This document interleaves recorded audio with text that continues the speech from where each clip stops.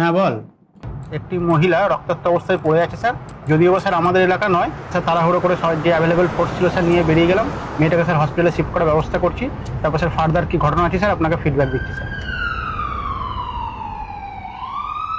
Control room सब थाना के नाका प्लेस করতে বলে ইমিডিয়েট। আমি আমাদের জেলার বেস্ট অফিসারকে নিয়ে একটা স্পেশাল ইনভেস্টিগেশন টিম রেডি করছি।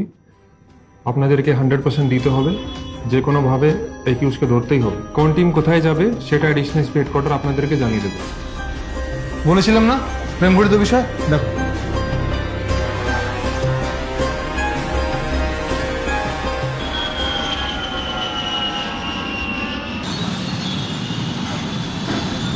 নেই ব্যাঙ্গালোরে।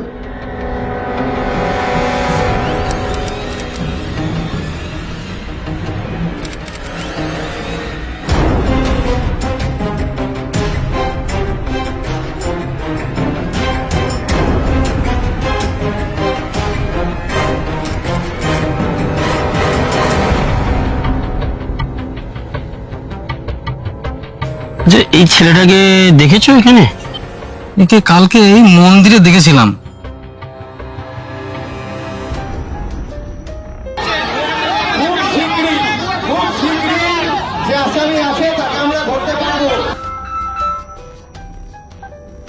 পেলে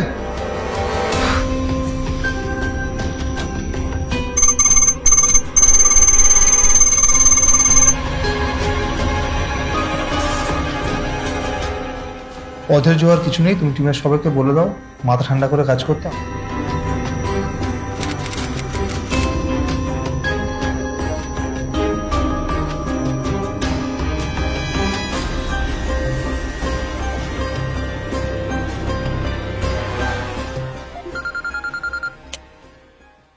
পাঁশকুড়ে একটা ট্রেস পাওয়া গেছে।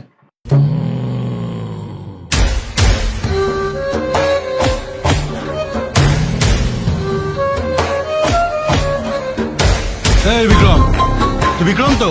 হ্যাঁ, কি হচ্ছে বলুন। এদিকে আয়। হ্যাঁ বলুন। এই ছেলেটা কোথায়? চিনি না। খবর আছে, তুই জানিস? জানি না বাবু। হাজতে পুরে দেবো। না বাবু, আমি চিনি না বাবু।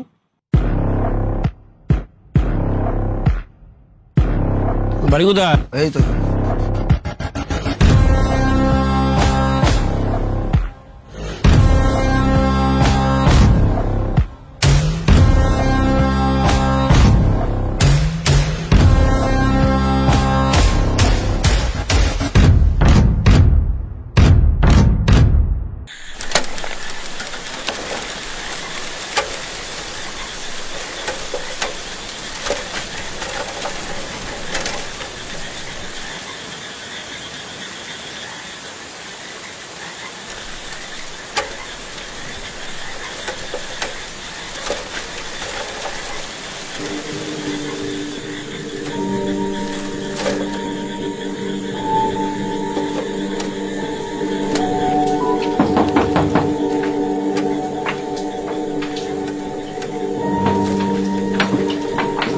তোর খোঁজ করতে এসেছিল, তাই দেরি হয়ে গেল।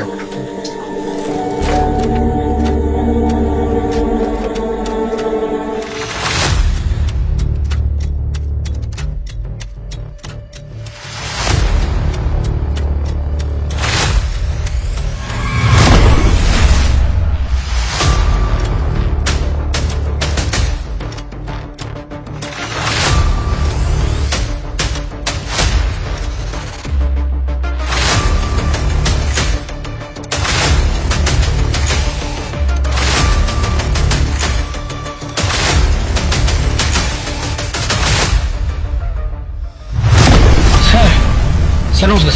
স্যার পেয়ে গেছি স্যার। তুই একবার আমার সাথে দেখা কর, আমি আর নেক্সট টাইম তোকে বলবো না দেখা করার জন্য। এটাই লাস্ট বার।